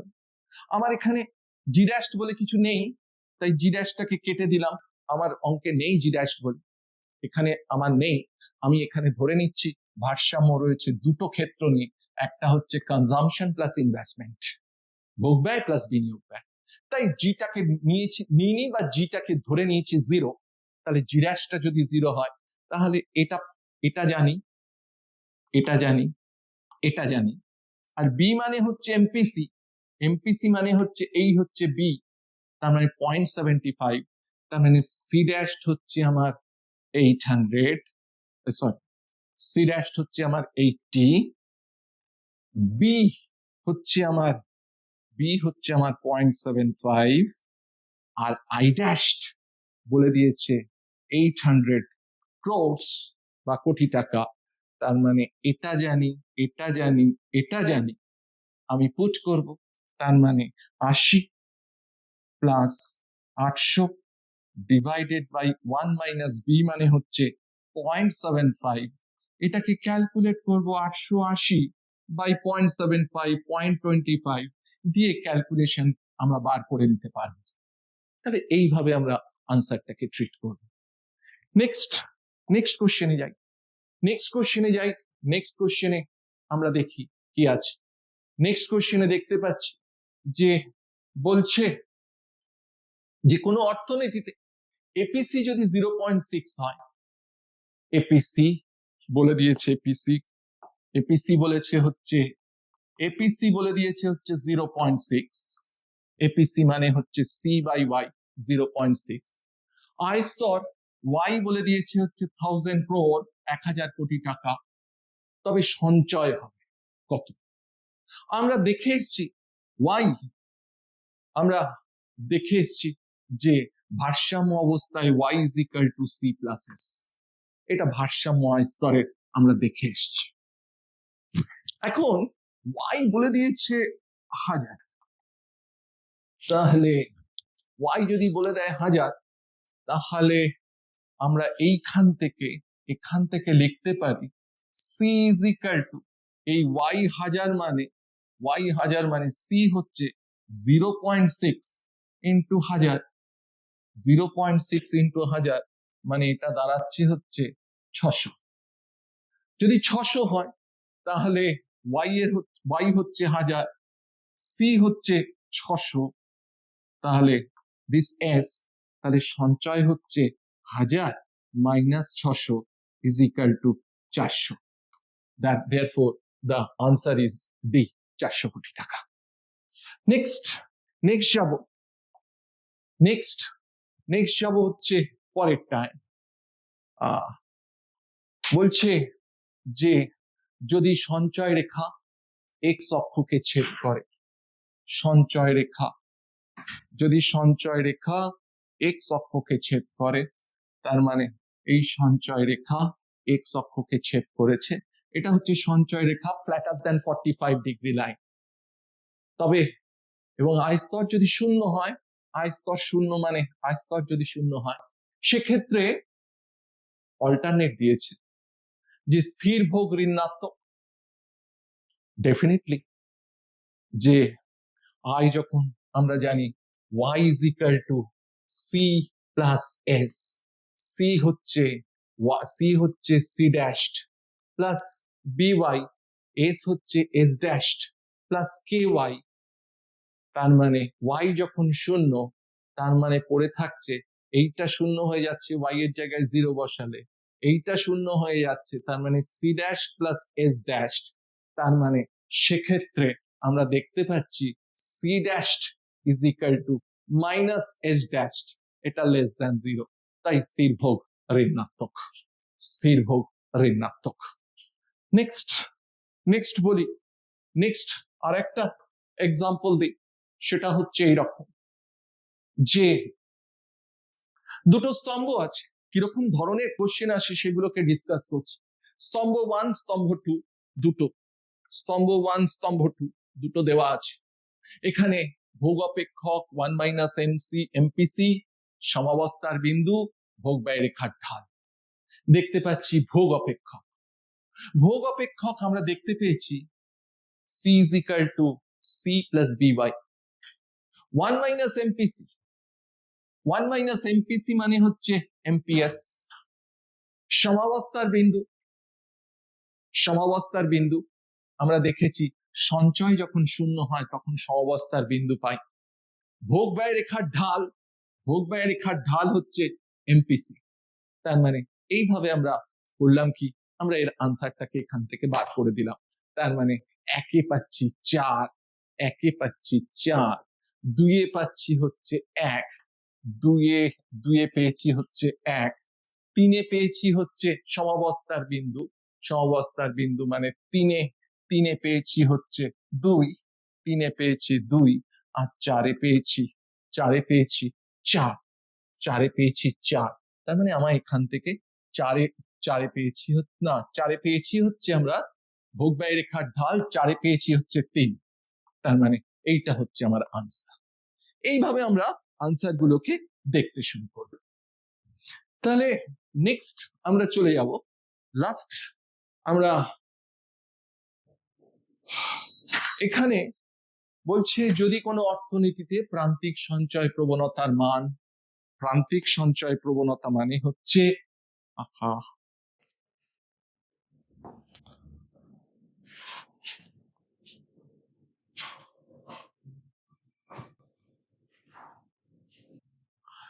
এই অঙ্কটায় আমরা দেখি, it's a very interesting one. আমার এখানে প্রান্তিক ভোগ প্রবণতা এবং প্রান্তিক সঞ্চয় প্রবণতা। প্রান্তিক ভোগ প্রবণতা মানে এমপিসি, প্রান্তিক সঞ্চয় প্রবণতা মানে হচ্ছে এমপিএস। বলে দিয়েছে 3:2, বলেছে তাহলে গুণকের মান কত। গুণকের মান আমরা ধরে নিয়েছি হচ্ছে, আমরা যদি বিনিয়োগ গুণকে যাই তাহলে সেটা হচ্ছে 1/1 - b। আমি যদি সরকারি ব্যয় গুণকে যাই তাহলেও আমার গুণকের মান হচ্ছে 1/1 - b। এগুলো আমরা দেখেছি। তাহলে সেক্ষেত্রে দাঁড়িয়ে আমরা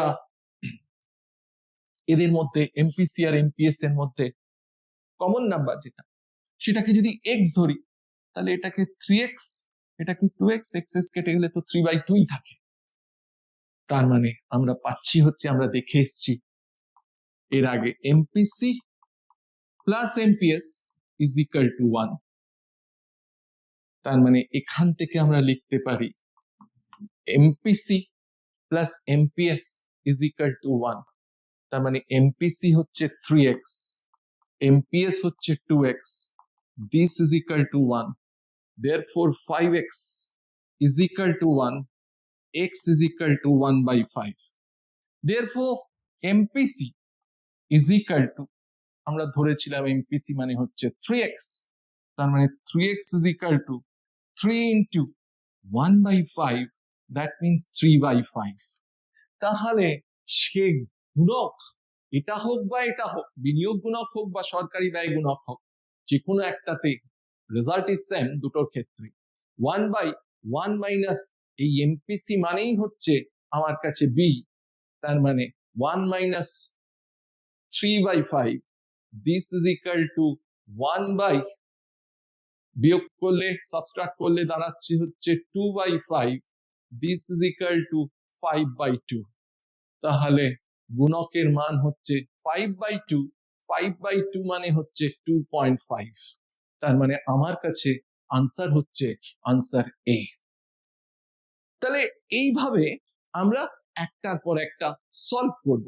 আশা করি আমরা আমরা আমরা পুরো সিলেবাসটাকে কভার করেছি, কোথায় কি কোশ্চেন হতে পারে, কোথায় কি আনসার হতে পারে, কিভাবে আমরা আনসারটাকে ট্রিট করব, কিভাবে আনসার গুলোকে দেখব।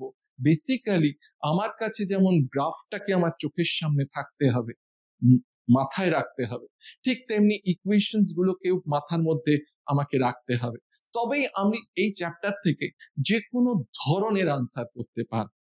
Good luck. নেক্সট দিন অন্য কোনো চ্যাপ্টার নিয়ে আমরা আসবো। আমার আশা করি আমরা এইখানে যে যতখানি পড়িয়েছি, এটা যদি কোনো ছেলে মেয়ে ভালো করে মন দিয়ে করে, একেবারে সিলেবাস যতটুকু আছে এইটুকুই সিলেবাস, এইটুকুর মধ্যে দাঁড়িয়ে আমাদের পড়াশোনাটাকে চালিয়ে যেতে হবে। Good luck, thank you.